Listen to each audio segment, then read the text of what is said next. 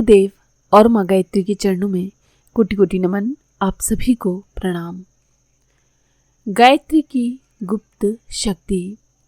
गायत्री मंत्र में कई गुप्त शक्तियाँ समाई हुई होती हैं। गायत्री सनातन एवं अनादि मंत्र है। पुराणों में कहा गया है कि सृष्टिकर्ता ब्रह्मा को आकाशवाणी द्वारा गायत्री मंत्र प्राप्त हुआ था। इसी की साधना का तप करके उन्हें सृष्टि निर्माण की शक्ति प्राप्त हुई। गायत्री के 4 चरणों की व्याख्या स्वरूप ही ब्रह्मा जी ने 4 मुखों से 4 वेदों का वर्णन किया। गायत्री को वेद माता कहते हैं। चारों वेद गायत्री की व्याख्या मात्र हैं। गायत्री को जानने वाला वेदों को जानने का लाभ प्राप्त करता है। गायत्री के 24 अक्षर अत्यंत ही महत्वपूर्ण शिक्षाओं के प्रतीक हैं। वेद, शास्त्र, पुराण, स्मृति, उपनिषद आदि जो भी शिक्षाएं मनुष्य जाति को दी गई हैं, उन सब का सार इन 24 अक्षरों में मौजूद है। इन्हें अपनाकर मनुष्य प्राणी व्यक्तिगत तथा सामाजिक सुख शांति को पूर्ण रूप से प्राप्त कर सकता है। गायत्री, गीता, गंगा और गौ ये भारतीय संस्कृति की 4 आधारशिला हैं। इन सब में गायत्री का स्थान सर्वप्रथम है। जिसने गायत्री के छिपे हुए रहस्य को जान लिया, उसके लिए और कुछ जानना शेष नहीं रहता। समस्त धर्म ग्रंथों में गायत्री की महिमा एक स्वर से कही गई है। समस्त ऋषि मुनि मुक्त कंठ से गायत्री का गुणगान करते हैं। शास्त्रों में गायत्री की महिमा बताने वाला इतना साहित्य भरा है कि उसका यदि संग्रह कर लिया जाए तो एक बड़ा ग्रंथ बन सकता है। गीता में भगवान ने स्वयं कहा है, गायत्री छंद सामहम, अर्थात गायत्री मंत्र स्वयं मैं ही हूँ। कई लोग सवाल करते हैं कि हम किसी अन्य देवी देवता का मंत्र करते हैं। उनके मन में ये शंका रहती है कि यदि हमने गायत्री मंत्र के साथ किसी अन्य देवता का मंत्र किया तो हमको कहीं उसके दुष्परिणाम तो नहीं मिलेंगे। इस शंका का समाधान गुरुदेव ने पहले ही कर दिया है। गायत्री उपासना के साथ साथ अन्य कोई उपासना करते रहने में कोई भी हानि नहीं। सच तो ये है कि अन्य किसी भी मंत्र का जप करने में या देवता की उपासना में तभी सफलता मिलती है जब पहले गायत्री द्वारा उस मंत्र या देवता को जागृत कर लिया जाए। शास्त्रों में कहा भी गया है, चाहे किसी भी मंत्र का साधन किया जाए, उस मंत्र को व्याहति समेत गायत्री सहित जपना चाहिए। चाहे नरसिंह, सूर्य, वराह आदि कोई भी उपासना क्यों न हो या कौल एवं तांत्रिक प्रयोग किए जाएं, बिना गायत्री को आगे लिए वे सब निष्फल होते हैं। इसीलिए गायत्री उपासना प्रत्येक साधक के लिए आवश्यक है।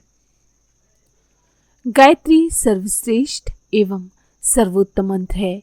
जो कार्य संसार में किसी अन्य मंत्र से हो सकता है, वो कार्य गायत्री से भी अवश्य हो सकता है। इस साधना में कोई भूल रहने पर भी किसी का अनिष्ट नहीं होता। इसमें सरल, स्वल्प श्रम साध्य और शीघ्र फलदायी साधना कोई दूसरी नहीं है। गायत्री मंत्र के 24 अक्षरों में अनेक ज्ञान विज्ञान छिपे हुए हैं।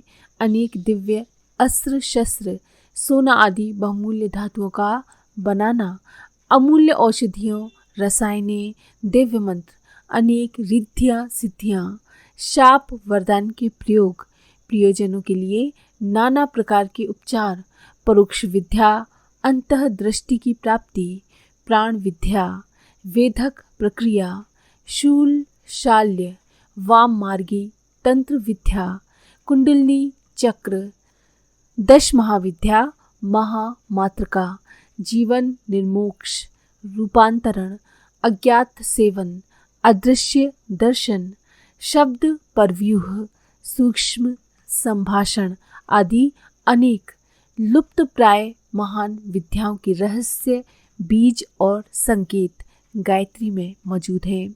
इन विद्याओं के कारण एक समय हम जगत गुरु, चक्रवर्ती शासक और स्वर्ण संपदाओं के स्वामी बने हुए थे। आज इन विद्याओं को भूलकर हम सब दीनहीन बने हुए हैं। गायत्री में सन्निहित उन विद्याओं को यदि हम फिर से उनका प्रकटीकरण कर लें तो हम अपनी प्राचीन स्थिति को, अपने प्राचीन गौरव को प्राप्त कर सकते हैं। गायत्री की साधना द्वारा आत्मा पर जमे हुए मल विक्षेप हट जाते हैं तो आत्मा का शुद्ध स्वरूप प्रकट होता है और अनेक रिद्धियां सिद्धियां परिलक्षित होने लगती हैं। जैसे दर्पण को साफ कर देने पर उसका मैल छूट जाता है, उसी प्रकार गायत्री साधना से आत्मा निर्मल हो जाती है, प्रकाशवान होकर ईश्वरीय शक्ति और गुणों, सामर्थ्य एवं सिद्धियों से परिपूर्ण बन जाती है। गायत्री से आत्म कल्याण भी होता है। आत्मा के कल्याण की अनेक साधनाएं हैं, सभी का अपना अपना महत्व है और उनके परिणाम भी अलग अलग हैं। स्वाध्याय से सन्मार्ग की जानकारी होती है, सत्संग से स्वभाव और संस्कार बनते हैं, कथा सुनने से सद्भावनाएं जागृत होती हैं, तीर्थ यात्रा से भावांकुर पुष्ट होते हैं, कीर्तन से तन्मयता का अभ्यास होता है, दान पुण्य से आस्तिकता बढ़ती है।